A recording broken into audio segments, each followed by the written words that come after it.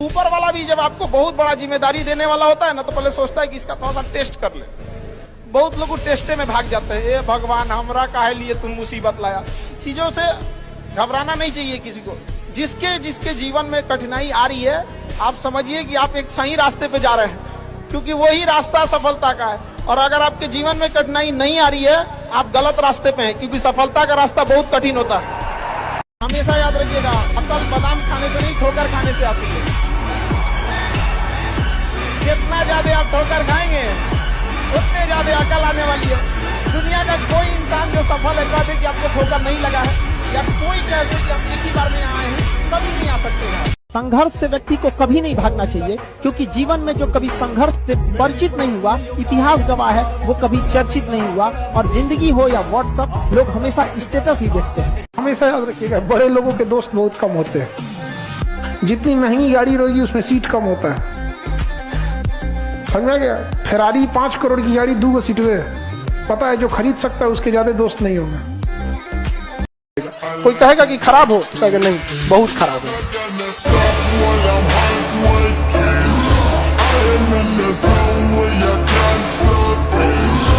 आप लोग अगर मोबाइल भी देख रहे हैं ना, तो गाना वाना मत देखिए, हाई नचनियन का शॉर्ट्स मत देखिए। आपको कुछ भी देखिए, उससे नॉलेज होना चाहिए, इंटरटेनमेंट नहीं। आपको तो कुछ भी नहीं समझ में आ रहा है, ये देखिए कि में मैन्युफैक्चरिंग कैसे होता है किसी चीज का, गाड़ी मैन्युफैक्चरिंग कैसे होती है, जहाज मैन्युफैक्चरिंग कैसे।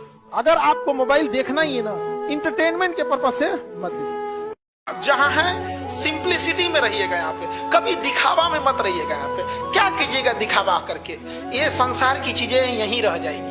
यहाँ झगड़ा, लड़ाई, धन दौलत, द्वेष, एक दूसरे को पीछा करना, मतलब किसी को पीछे कर देना, उसको बर्बाद कर देना, ये सब चीजें यहीं रह जाएगी। हमारे आपके सबके जीवन में एक ऐसी शाम आएगी जिसके बाद कोई सुबह नहीं होगा। फिर याद आएगी तो हमारी अच्छे काम और कोई नहीं। याद रखिएगा, ऊंचाई पर ठहरने का जगह नहीं होता है। इसलिए जब आप चिड़िया चढ़ रहे होते हैं बुलंदी की, तो जो लोग रास्ते में मिले उनसे अच्छा रिश्ता होना चाहिए, क्योंकि लौटते समय उन्हीं से मुलाकात होगी।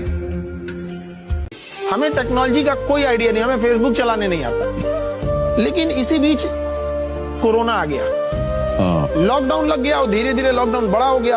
हमारा एक दोस्त था, उसकी दुकान थी, उसमें फोटोकॉपी वगैरह होता था, और वो ट्रेन के ट्रैक के किनारे थी वहां पे। उसी में बोर्ड वगैरह ठोक दिया। हमारा घर नहीं था वो स्टूडियो लगाने लायक, मतलब उस लायक भी नहीं था कि हम उसमें पढ़ा सके यहाँ पर, तो हम उसी के दुकान पे उसको लगा दिए और उसी में मार्कर लेके पढ़ाते रहते थे। और क्योंकि हमारे पढ़ाने का सारा इंस्ट्रूमेंट पटना छूट गया था, हम गांव में फंसे हुए थे, लॉकडाउन अचानक लग गया था। अब जब पढ़ाते थे 2 मिनट पढ़ाए, फ्लो बनेगी, कोई ट्रेन आ जाती थी हॉर्न मारते हुए, और हमसे ज्यादा उसी की आवाज आ जाती थी। लड़के कहते थे यार सर कुछ तो सुधारो यहाँ पे। और कैसे कैसे वो एक चैनल जो मार्कर से पढ़ाना चालू किया, कभी ट्रेन आ जाती थी, कभी बकरी चिल्लाने लगती थी, बीच में से चिल्लाते रहते थे सबकी बकरियों पाले हैं क्या। वहां से शुरू करके और आज पूरी दुनिया का सबसे बड़ा एजुकेशन चैनल मेरा। जब हम गुलाम थे ना, तो अंग्रेजों ने एक चाल चला था कि भारत को हम फिजिकली गुलाम रखेंगे 100-200 साल, मेंटली 1000 साल कर देंगे। उन्होंने पढ़ाई का मॉडल चेंज कर दिया। उन्होंने ऐसा डिजाइन किया कि ये टीचर की रिस्पॉन्सिबिलिटी है, वो पढ़ा के चला जाए। टीचर की रिस्पॉन्सिबिलिटी यहां खत्म नहीं हो जाती।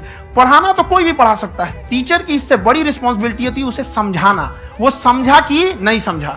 अगर लड़का आपके समझाने के बाद डाउट रह गया, तो ये आपकी गलती है। लड़का हमसे पूछता है सर इतनी भीड़ है आपके पास, तो कहते सर डाउट कैसे पूछेंगे। हम कह रहे यार तुम्हारा डाउट बचेगा तब ना पूछेगा तुम डाउट यहाँ पे।